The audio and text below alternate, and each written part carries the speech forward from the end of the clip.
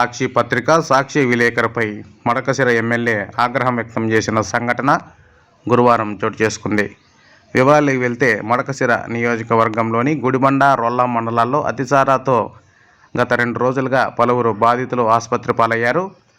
సుమారు 9 మంది వరకు విడతల వారీగా చనిపోవడంతో ఎమ్మెల్యే ఎంఎస్ రాజు గురువారం సాయంత్రం 4 గంటల సమయంలో గ్రామాలకు వెళ్లి బాధితులను పరామర్శించారు. చనిపోయిన వారి కుటుంబాలకు ఒక్కొక్కరికి 20,000 రూపాయల చొప్పున తన సొంత డబ్బులు అందించారు.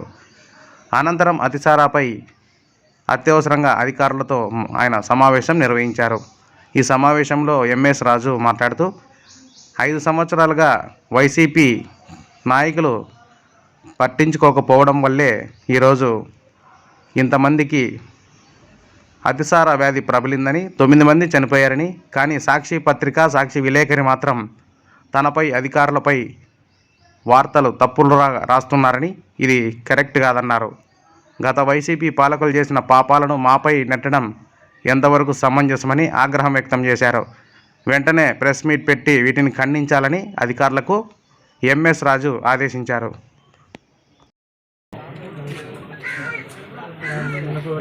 డబ్బు పెట్టినా ఈ దౌర్భాగ్యం ఉండదు కదా. వాడు సాక్షివాడు మళ్ళీ మన మీద రాస్తాడు, మీ మీద రాస్తాడు, నా మీద రాస్తాడు, అధికారుల మీద రాస్తాడు. మీరు చెప్పాలి కదా.